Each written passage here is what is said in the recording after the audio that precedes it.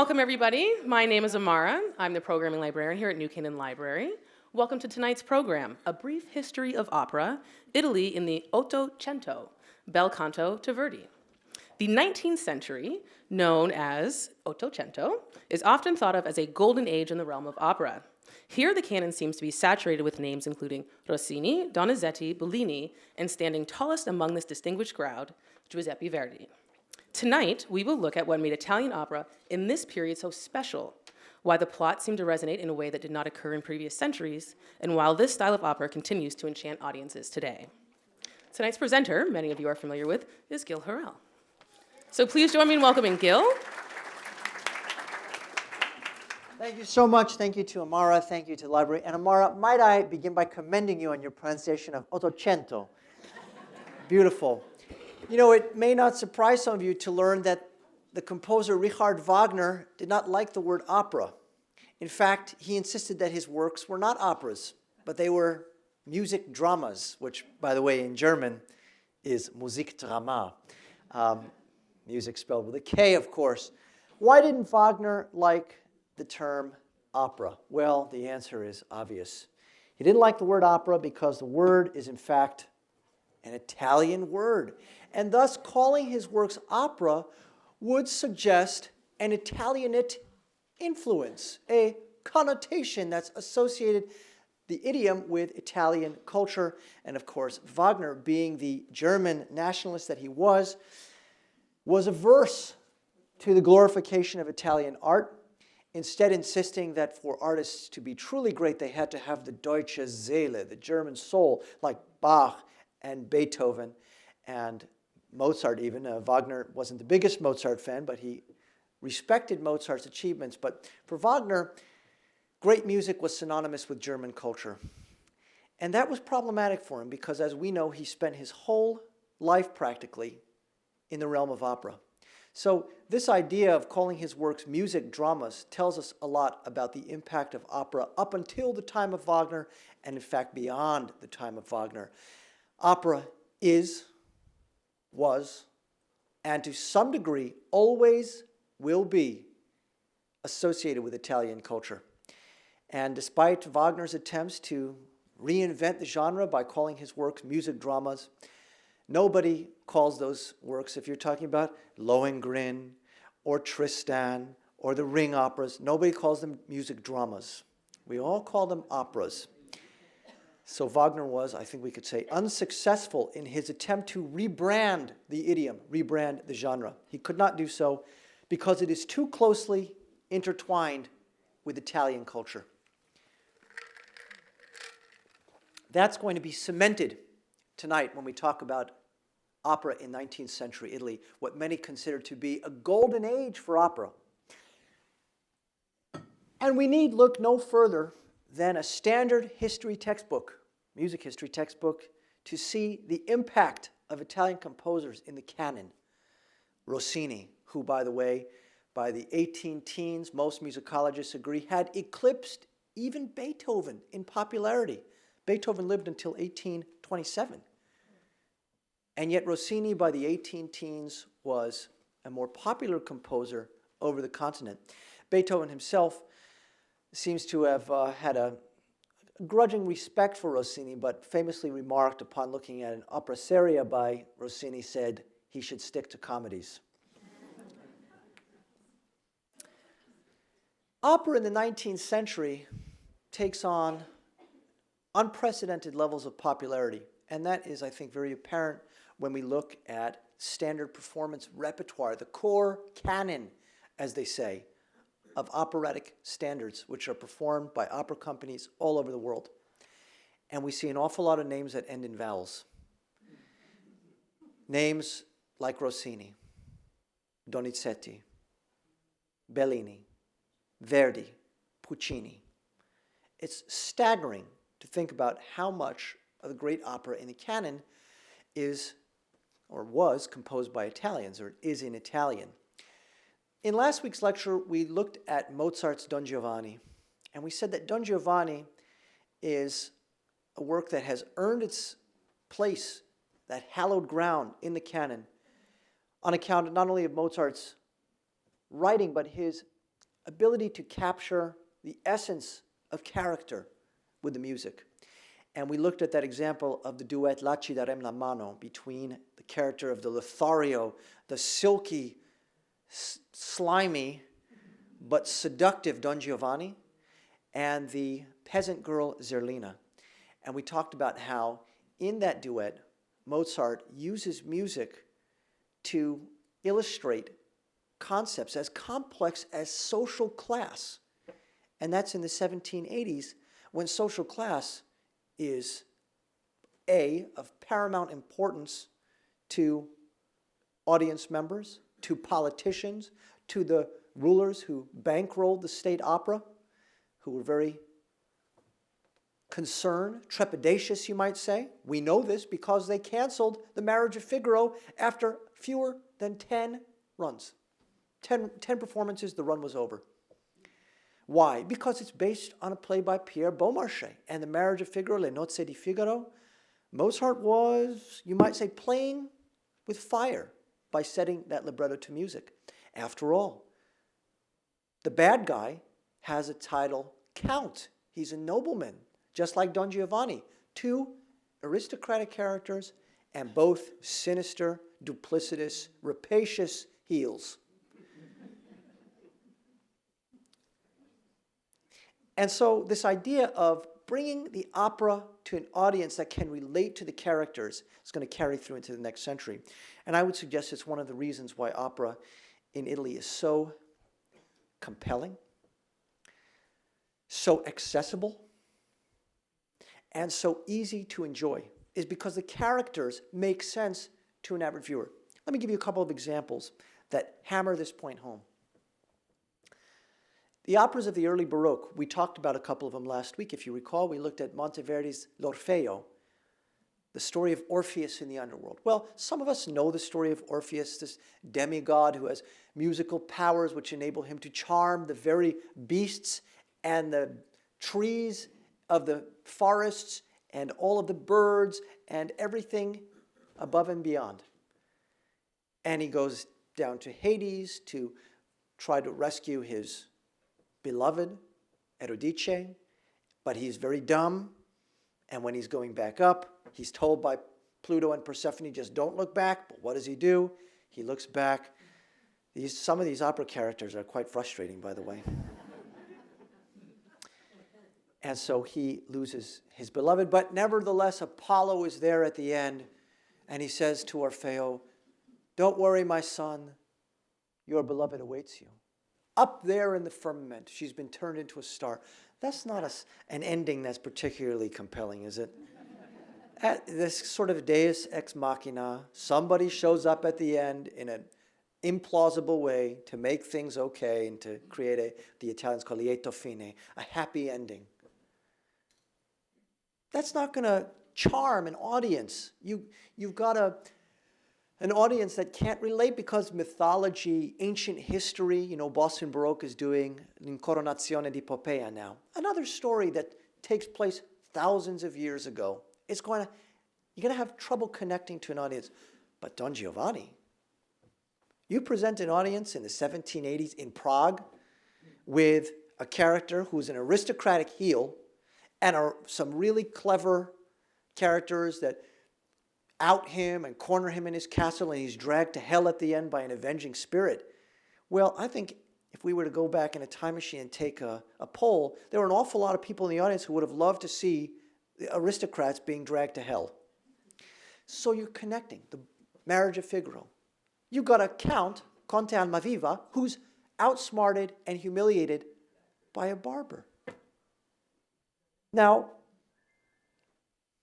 see, some blues, yeah. It seems to me that if you want to create a product that your audience is going to relate to, give them characters they can relate to. A maid, a barber, a lecherous music teacher, a rapacious count, a wife who's been spurned or otherwise exploited or taken advantage of or overlooked by her scandalous actions of her husband. People can relate to that. It's one of the reasons, by the way, that Beethoven's opera Fidelio has never connected the same way that Don Giovanni, Marriage of Figaro, Così fan tutte have connected with audiences. Because this idea of a rescue opera into the dungeons of the evil character who wants to execute the hero, it's just a little bit too lofty. Same thing with all of those mythological plots and ancient plots that we find in Monteverdi through Handel. Handel wrote great operas, but they're great because the music's great. Nobody goes to see Julius Caesar in Egypt because they want to see the story. We know the story. But the music is what has to carry it. With Italian opera, especially in the 19th century, we get the marriage of text and tone, usually presented in a fairly compact scope. One of the reasons, many reasons, that Wagner's music will, I think, has and will remain in the shadows, so to speak, that is to say, in the shadow of Italian opera, which certainly casts a very long shadow. The popularity of Italian opera is unchallenged. Part of the problem with Wagner is duration. You're asking an audience, you're asking an awful lot when you get to Tristan. And of course, for Wagner, that's part of it, I think, is that Tristan is all about this chord that doesn't resolve, the Tristan chord, F, B, D sharp, G sharp, the way we first hear it. And we hear it, and it doesn't particularly make us want to hear any one note or another. In other words, it flirts with atonality. It's so chromatic. Well, the Italians are not going to do that. They're going to give you music which your ear can wrap itself around, melodies which you can hum and whistle and sing as you leave the theater. Famous story about Verdi, when he, in 1851, was finishing Rigoletto and was teaching the tenor La Donna e Mobile, he says to the tenor, "Whatever you do, don't sing this tune outside the theater before opening night." Why? Because he wanted that impact so that the audience is going to be, we call them sometimes in German there's this term, Ohrwurm, earworms, because they burrow into your ear and you can't get rid of the tune.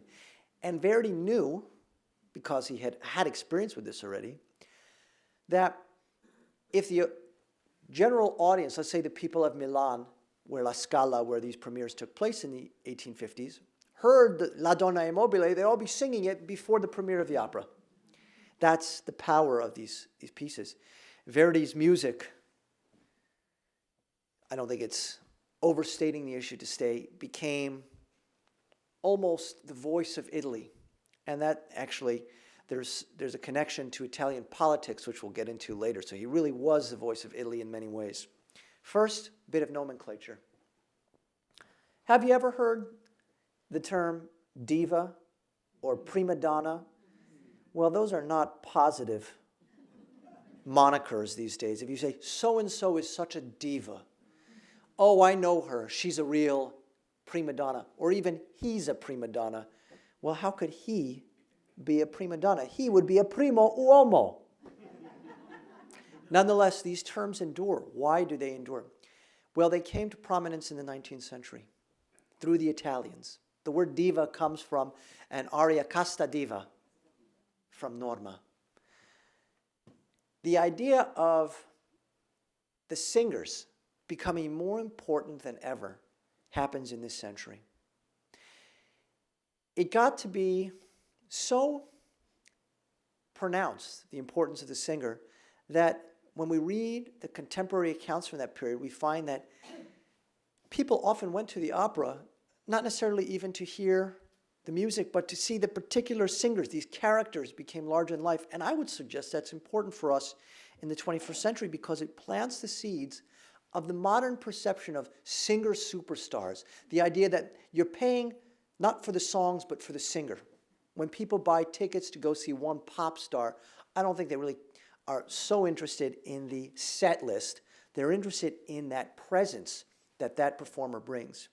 Well, what happened in the 19th century is these often sopranos, who had very prominent roles, became so important, so critical to the success of the operas, that they began to demand all sorts of things.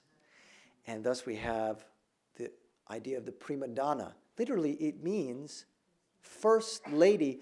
I don't think it's a good translation because that, of course, has other connotations in English. Maybe we say leading lady. And the primo uomo, usually a tenor, would be the leading male character.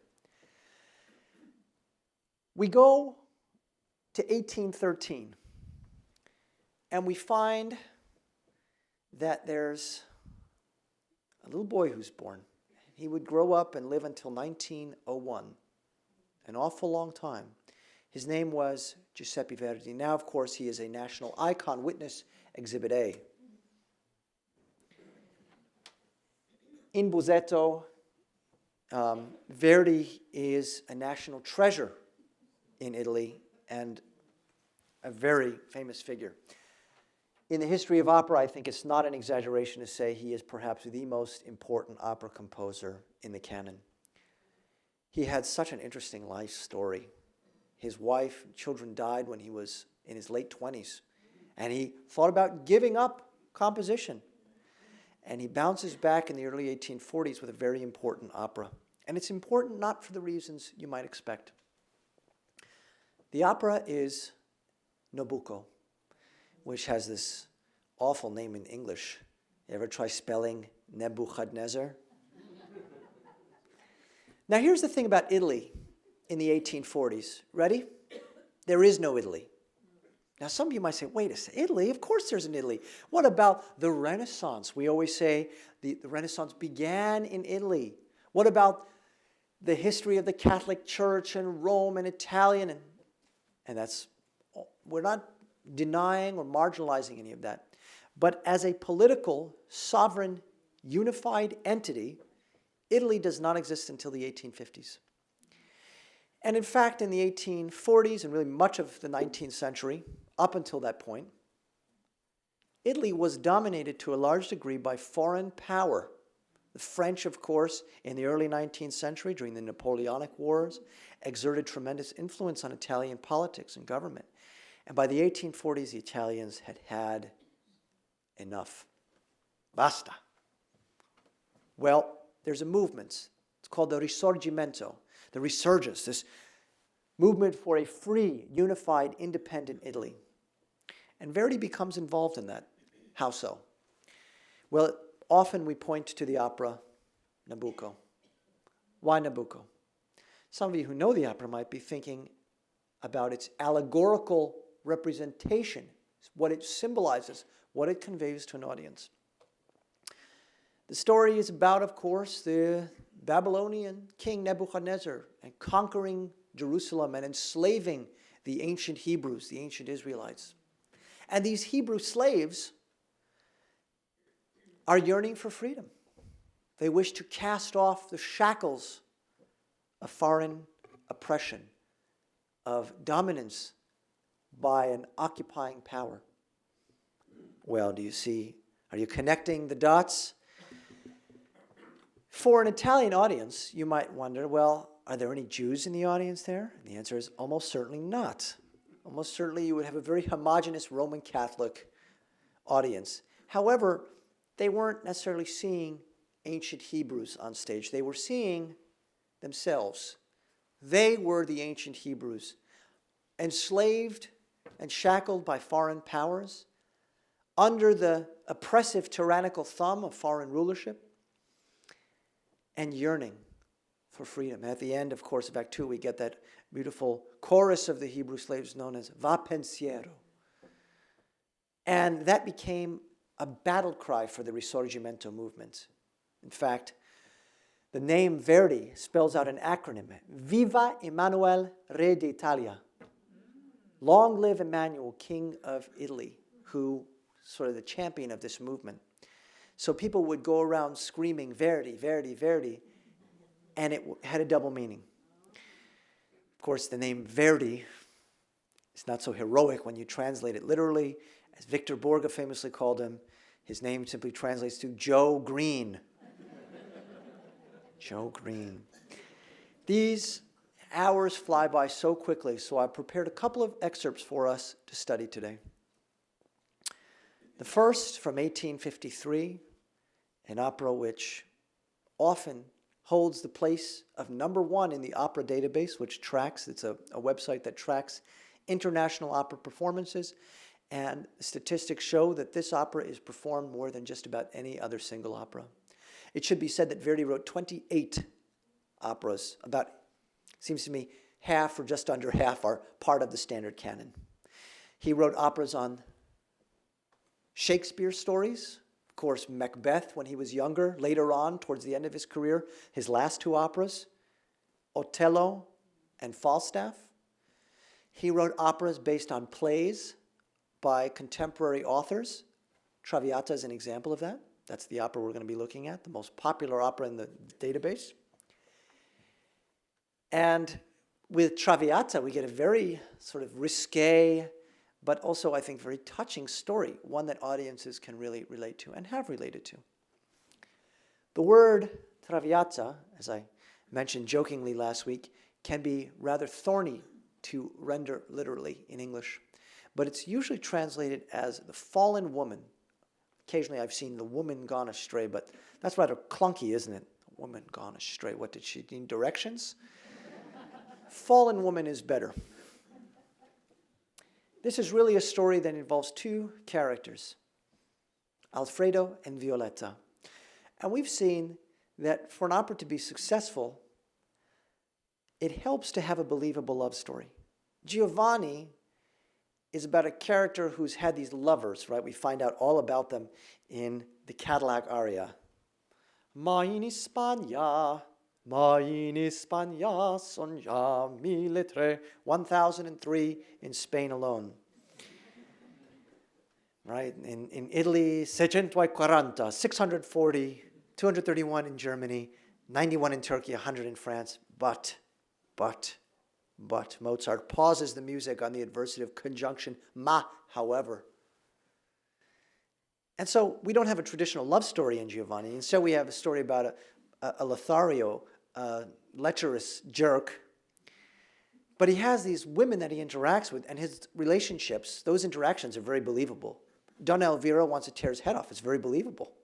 Zerlina is charmed by him and intimidated by him. We saw that in the music last week. Remember when she says, non son più forte, non son più forte, non son più forte. We talked about chromatic wobbling, how the notes can't seem to make up their minds, just like she can't make up her mind.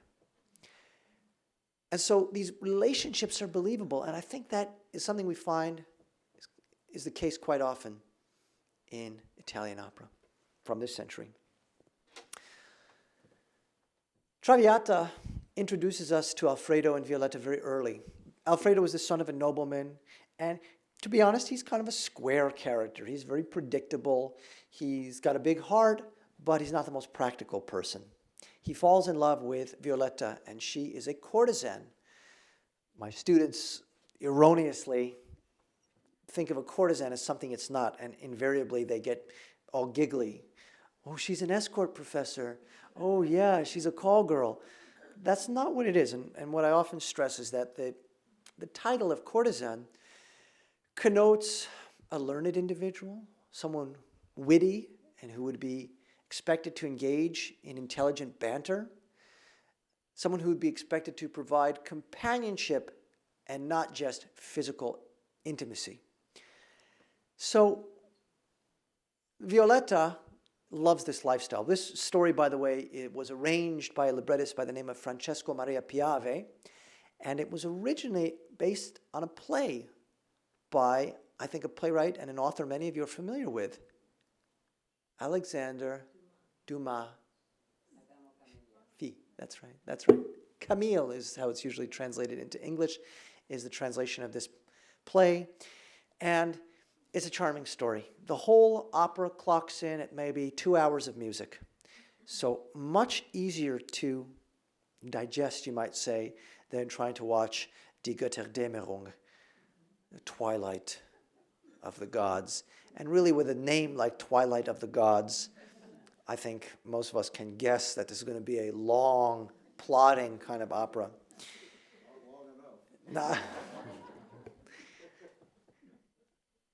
As it happens, Verdi is going to give us a brilliant characterization for these 2 characters, musically speaking. Just as we saw last week with Giovanni and Zerlina, we're going to get something similar with these two. There are many excerpts from Traviata that I could play, but I've chosen a duet from Act 1 because it's going to emphasize two things.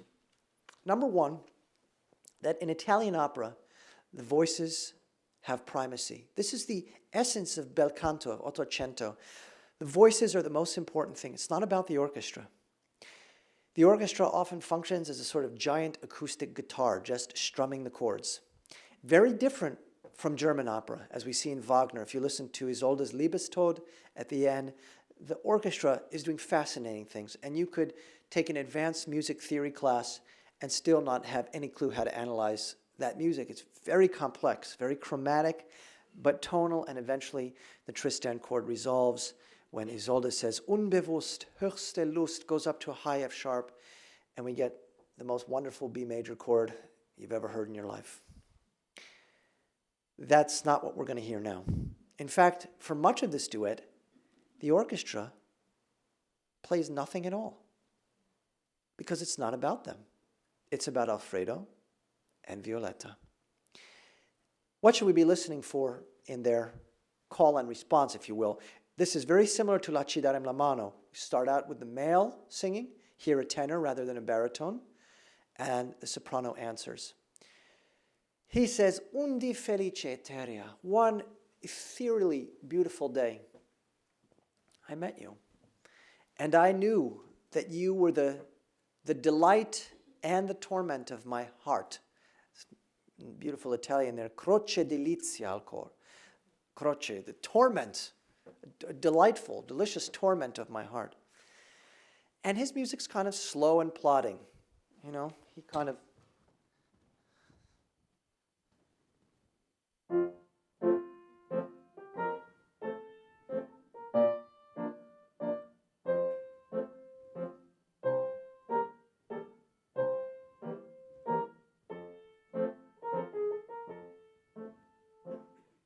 Because he's a very candid, straightforward, unambiguous guy when it comes to his emotions. He puts his cards on the table. You might say he wears his heart on his sleeve. The eponymous La Traviata, on the other hand, is not so simple. She's a flighty character, prone to tempestuous emotional surges. She doesn't want to forfeit the life of the courtesan, which enables her to enjoy the Parisian nightlife, the parties, the drinking, the gambling, and most of all, of course, the attention. She doesn't want to settle down. As she says at the end of Act 1, follia, follia. Is it a folly? Am I being silly? And then she says, no, no, no, sempre libera, forever free.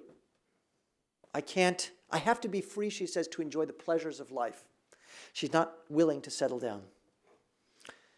And so, what's her music going to sound like? Well, it's much more animated. She says to him something like, if that's what you want, forget about it. All I can offer you is friendship. And it's very high-pitched, and it's sort of the rhythm goes from, instead of bum, bum, ba bum, bum, it goes to ya pa pa bum, bum, bum, ba bum, ya pa pa bum, bum, bum. And the rhythmic profile could not be more different than what Alfredo has sung. So it's a tenor and a soprano. They're going to be singing in similarly high tessituras, and yet rhythmically their music is separating who they are fundamentally. The plodding son of the nobleman who's enchanted with a woman that he knows deep down it's socially taboo for him to be pursuing her. And the flighty courtesan who doesn't want to settle down and doesn't want that lifestyle. Verdi tells us who these characters are. Even if you don't speak a lick of Italian, you'll get who they are just from listening. We'll also hear, by the way, how relatively unimportant the orchestra is. In fact, you'll hear them, as I mentioned earlier, drop out for a long stretch of this duet. So here is a performance from, well, now it's couple of years ago. The Met, of course, started a new production of this, I think last December, and it's still going, might be wrapping up soon. This performance was very well received. However, the staging was considered rather weird. We'll talk about it after we listen.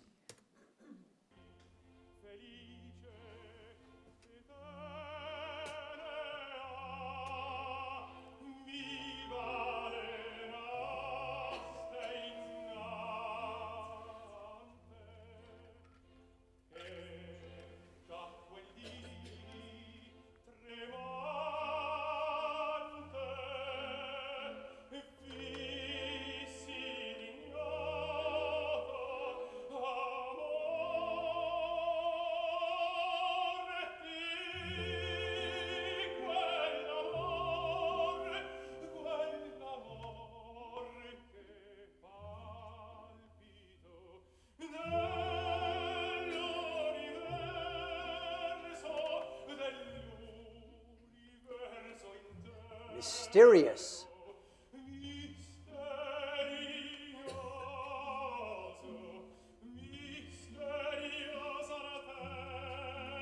Torment.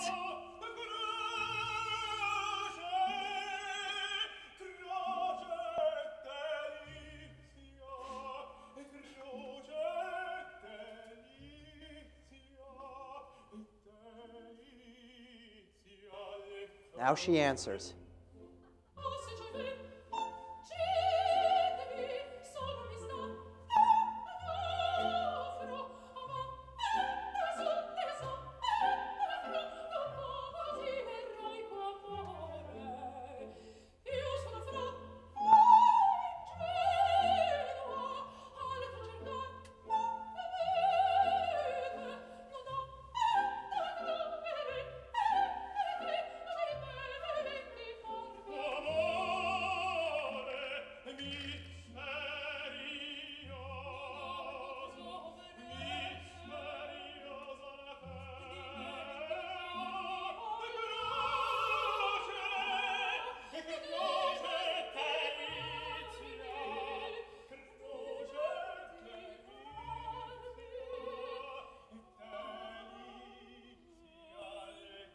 Now the orchestra drops out.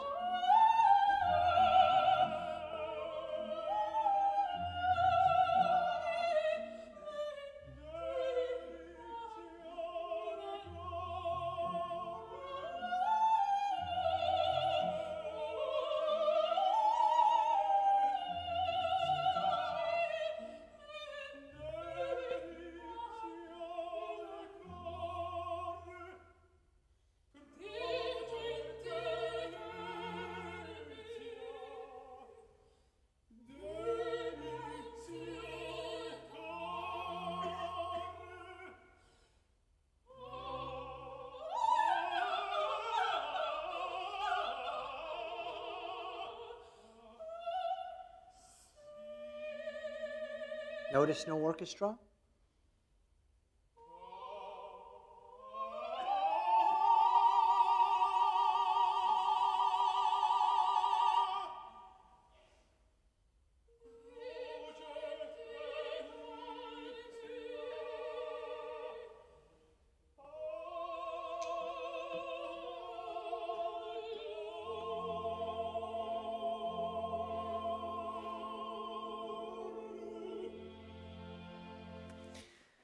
Well, visually this is somewhat bizarre, but this was a production that was done, I don't know, 12 years ago or something with Rolando Villazon originally as Alfredo, and I believe it was Anna Netrebko as Violetta. And they did this very bare minimalist set and a red sofa and a gigantic clock. And the clock, of course, represents Violetta's doom because she's a soprano, she has to die. So we know in Italian opera, if you sing soprano, you have to die. As we said last week, you're probably going to get TB, but you never know. Could jump off a castle, but it's probably going to be TB. And so, and we have this weird Grim Reaper character sitting by the clock. It's a little bit bizarre visually, but did you hear how different they started off? And yet, what happens at the end? They are singing together. And just as we saw in La Ci darem la mano, this shows us that initially Violetta says, hey, if that's what you want is that kind of relationship, all I can offer you is friendship. And yet by the end, she abandons that very fast-paced, I should say, style of singing and instead embraces the longer tones of Alfredo. In other words, Verdi tells us very early in the opera that in the parlance of my undergraduates, she digs him. She does like him, despite the fact that she's putting up this facade of rejection. She really does have a strong attraction to him. And the music makes it so clear. It's fantastic. It's just spellbinding when you think about how a composer can illustrate something as deep as unspoken emotions through the music. Even though she's saying no, the music is saying yes. And that sort of thing, you know, when I was taking composition seminars in graduate school, that was one of the things that we talked about in the more advanced classes, was how to convey complex emotions in music, especially when they're at odds, when you're trying to convey something like irony or sarcasm. That's not easy to do, and Verdi seems to do it effortlessly. All right, I'm going to move on now because I want to get to another opera. By the way, if this production, the staging, looks strange to you, this is nothing. That's nothing. You know, in probably the strangest production I've ever read about, we'll talk more about this when I come back in June. I'm going to be giving a talk on Wagnerian opera, and the problem with Wagner is the title of that lecture. The problem with Wagner, yeah. Maybe it should be the problems with Wagner. Anyway, a guy named Frank Kastorf, who used to run a comedy theater in Germany, was hired as the stage manager. And so at Bayreuth, you know, the ring cycle opens up in the Rhine River, and the Rhine maidens are defending the Rhinegold from Albrecht, who comes along and he steals the gold.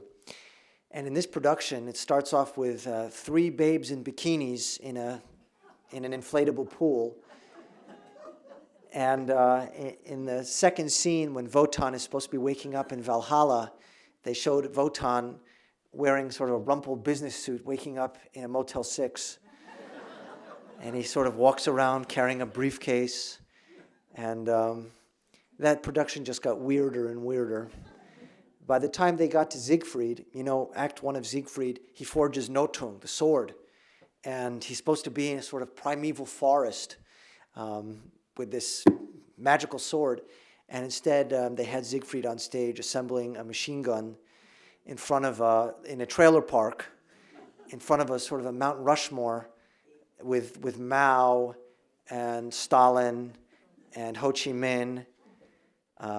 Yeah, and the next scene was set in Alexanderplatz in East Berlin.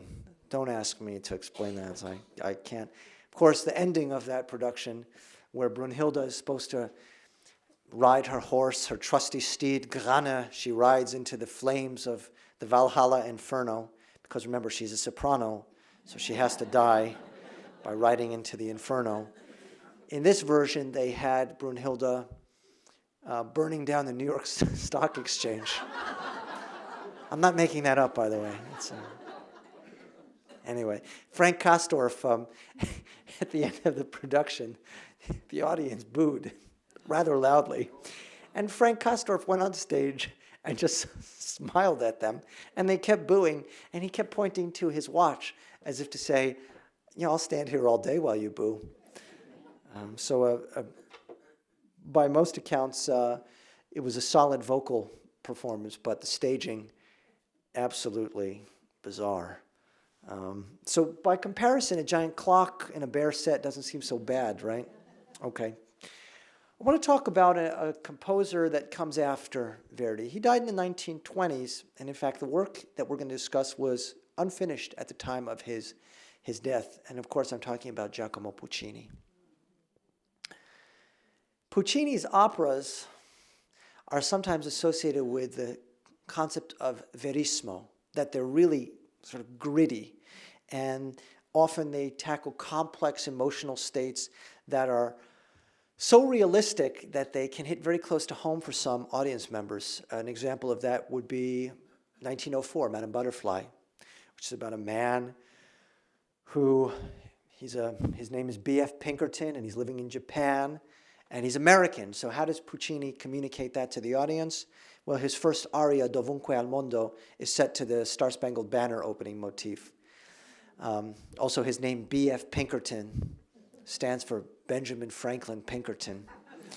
And just in case you didn't get that he's American, his ship is called the USS Abraham Lincoln. So how do you communicate to the Milanese audience that this tenor is American? You have ways to do that.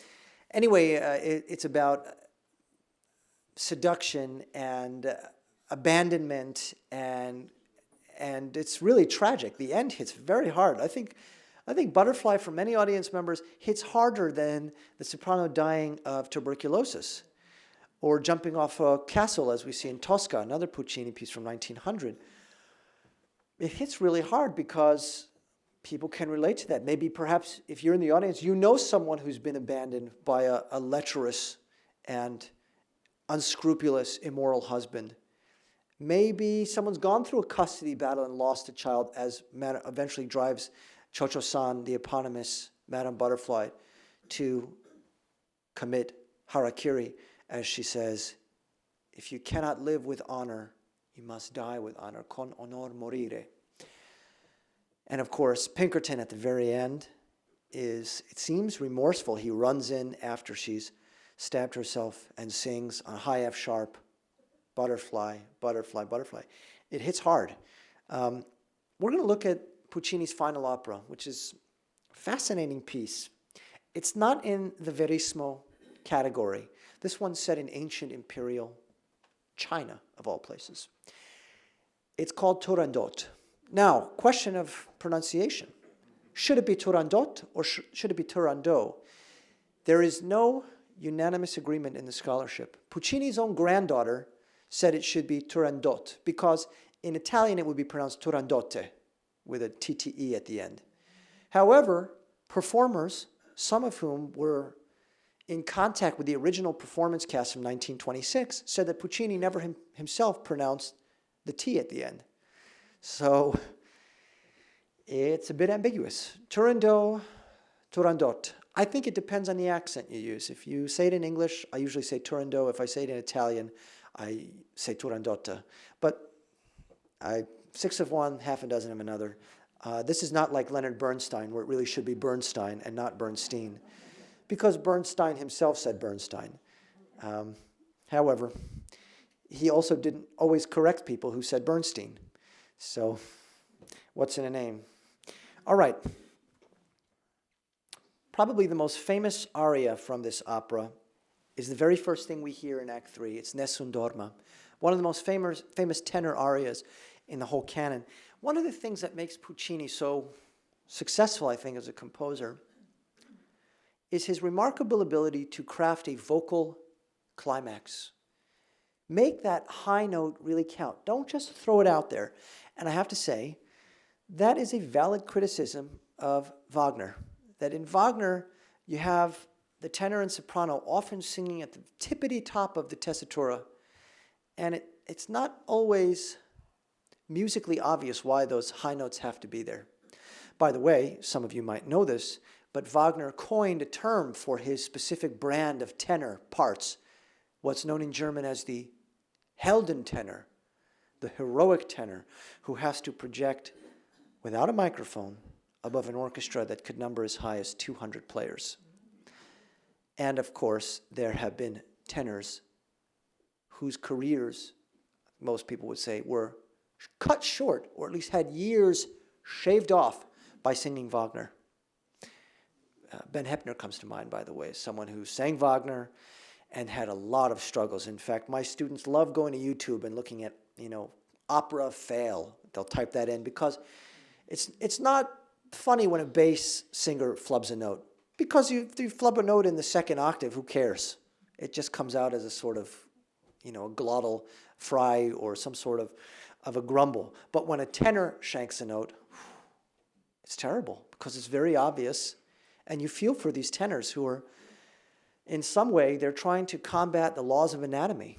Man's vocal folds are only so long, and singing A's and B flats and B's constantly, as we find in Tristan, for example, even C's, is very taxing. And it's very easy to strain the vocal cords. I myself have experienced vocal strain from singing high tenor parts in graduate school. I remember I sang excerpts from Alban Berg's Lulu, one of my favorite operas, an atonal piece, a 12-tone piece. But I remember singing Alva, and just, you run out of gas. Your voice can only take so much. Well, Puccini's climaxes seem to be so perfectly tailored, manicured. The music builds up and coincides with the voice going up to this high note, and it has a very powerful effect on the listener. Now that's the good thing about this. Now the bad thing. What's wrong with this particular opera? Well, the plot is preposterous. Some might even say, so stupid that it insults the intelligence of the viewer. Why? Well, it's about the princess, right? She's the title character. She's Princess Turandot. And she's the princess of imperial China, and many a suitor crave her hand in marriage. So she gives them 3 riddles to solve. And do you know what happens if they get one wrong? No big deal. They get executed. Head chopped off. That's how the opera opens, in fact. So we meet one of the ill-fated suitors who gets his head chopped off. But, of course, we need a hero. And the hero here, his name is also a mystery. There's all sorts of mysteries. We have 3 mysterious riddles, and we have the mysterious prince who shows up, and in Act 2, he puts himself forward as a suitor, and the princess gives, the sociopathic princess who chops people's heads off, as a matter of daily activity, sentences men to death. She gives him the 3 riddles, and he solves them successfully. That should be the end of the opera. Although why any man would want to marry this sociopath is, you know, if imagine someone saying, you know what, I got a great girl for you. She's wonderful, she's beautiful. She executes people who don't answer her questions correctly, but she's great. Other than that, just don't, flub her riddles and you'll be great. Well, that's how the opera should end, shouldn't it? What story is there left to tell? Well, the story of an idiotic prince. Because what does he say to her? He says, you don't know my name. But I tell you what, let's make a sport of this. If you can find out my name before dawn tomorrow, I'll let you chop my head off anyway. Now, some of you are thinking, that can't really be the story. That's impossible. That doesn't make any sense. And haven't we said all along that an opera's success, to some degree, hinges on the believability of the character interaction? Why would Prince Bozo tell the princess, after he's successfully answered her riddles and therefore avoided having his head chopped off, why would he say something like, I'll give you another chance to cut my head off? It gets even weirder. Some of you are thinking, is this postmodern art? Where are we going with this? How does this? No, that's even more bizarre, more idiotic. Remember the princess, the sociopath? She really wants to chop this guy's head off. So what's she going to do? Well, it turns out in Act 3, she's going to torture and kill the character who might know what his name is, who's a close friend of his. By the way, the opera ends with him marrying her. No big deal. You wanted to chop my head off. Then I gave you another chance to chop my head off. Then you tortured and executed my friend, trying to find out my name. But she was really loyal and didn't tell you. So now you don't know my name, and now you have to marry me. By the way, my name is Love. That's what he says at the end. Absolutely preposterous. This opera works for one reason and one reason alone, and that is Puccini's music. And Nessun Dorma is a great example. This is such a famous aria that it's often performed as a standalone concert piece, a recital work, with nothing to do with the opera, just as an excerpt. We're going to listen now to the great Luciano Pavarotti. This aria is famous for its vocal climax, which goes up to a high A on the word bocca, talking about how his name is not going to be on her tongue, in her mouth.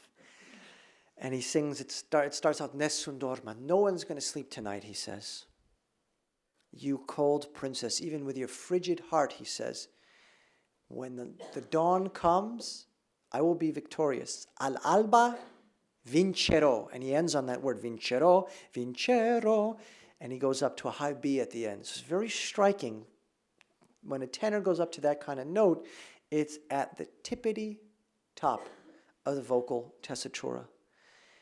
But Puccini is very economical, very judicious with how he uses that high note, and we only hear it in important spots. Here's Nessun Dorma from Puccini's Turandot, sung here by Luciano Pavarotti in 1994.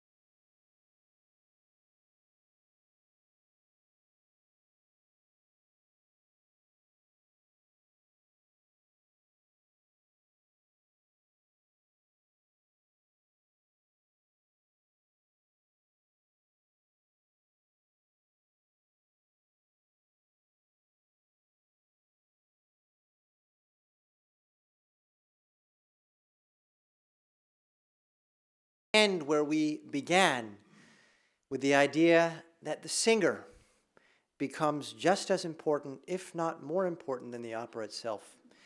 And if you think about it, the name Luciano Pavarotti is a household name and far better known than the opera Turandot.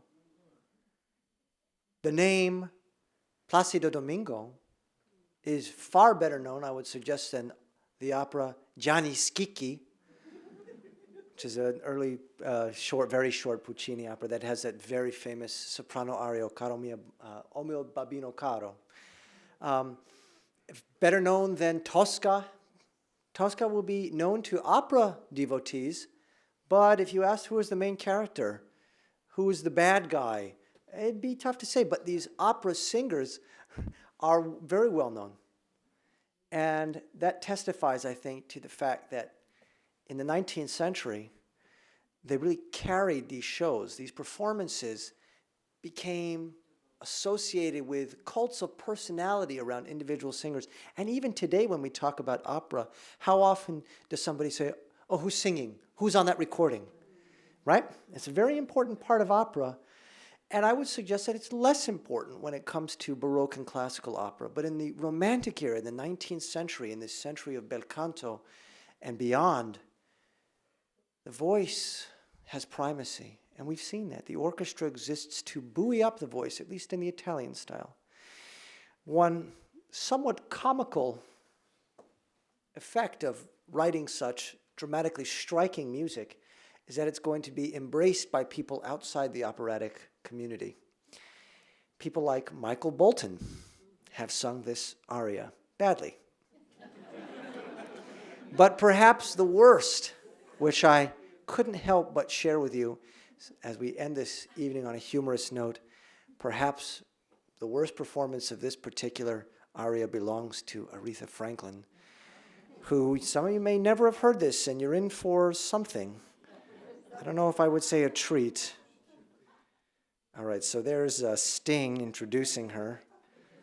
And I apologize in advance to those who find this objectionable. However, a little levity.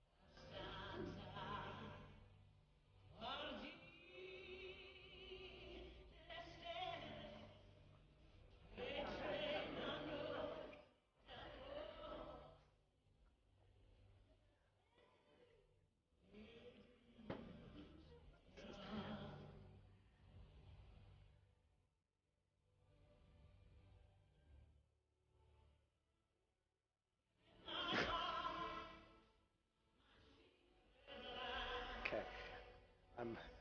I've had enough here. I think most of you have as well. Now, some of you may wonder, what's the point in playing this? Are we poking fun? That's not the point. Actually, I use this video quite often as a teaching tool because many students have, young people in general, but I think students in particular that I come across, have a sort of unrealistic perception of opera. They think of opera, they think of a rotund woman wearing a chainmail hauberk and a Viking helmet. And it's become a caricature, hasn't it, in popular culture? And you should see how students react when you show them this thing and then play Pavarotti. It's wonderful to see how effective it is in conveying to students the artistry that goes into singing opera. Placement of the vowels, the shape of the phrase, things that aren't immediately obvious. And many of my students are singers, and they're often, I think, very moved by the difference between, a pop singer or a rhythm and blues singer who's changing notes and changing languages, and really sort of, this is beyond interpretation. Most would say this is a perversion of the original product. And then you see Pavarotti do it, and it's like sinking into a warm bath after coming in out of a cold rainstorm, where the ears luxuriate in the sound that is a trained professional voice that can perform this genre the way that musicologists think it was historically performed. It gives us a deeper appreciation of the art form. And I think that's what we're doing here tonight on a macro level. Developing, nurturing, and growing this deepening appreciation for this amazing art form which continues to captivate us. I have so much more opera to talk to you about. I could talk to you about opera till 2027. We could go past that, in fact. Even just tonight, I wanted to play just a couple of clips from Madame Butterfly, including the great soprano aria Un Bel Dì. the tenor aria Dovunque al mondo, Amore o Grillo, or the ending sequence of Butterfly. We could have looked at other Puccini operas. We could have looked at operas by earlier composers. But let that fuel our collective fire as devotees and, for some of us, neophytes in this style. Let this fuel our fire and continue to foster this appreciation for what has been historically considered, and I think to some degree always will be in some way, the apex of the vocal art form. It requires tremendous discipline, stamina, and skill. But when it's done right, there's very little that can compare with it, I think. Now, we have one more program in this series on opera. Maybe we'll extend it. Perhaps we'll do even more opera after that. Yes, yes. Let me give you a date. It's at the end of June. I believe it's the 27th. 27th.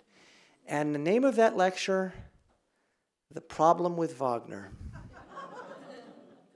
So, I think you may hear me talk about things that you're not expecting, but we're going to have a great time, and I apologize that it's in June, but Amara will tell you, and thank you, by the way, to Amara, who is such an accommodating, yes, I think so, that's right.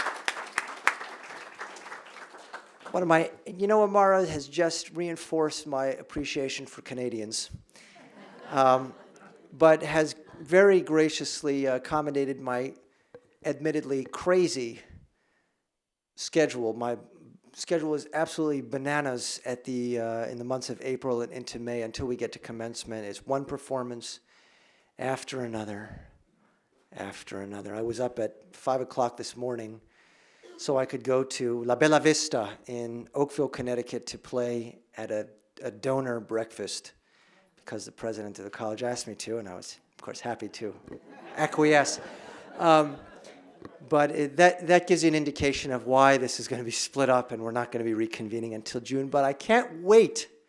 In some ways, it works out, I think, in a positive way because it gives us an opportunity to see each other in this beautiful space, which will be beautiful and air-conditioned in June, and give us an opportunity to see one another and to resume this discussion of opera. Folks, thank you so much for coming out.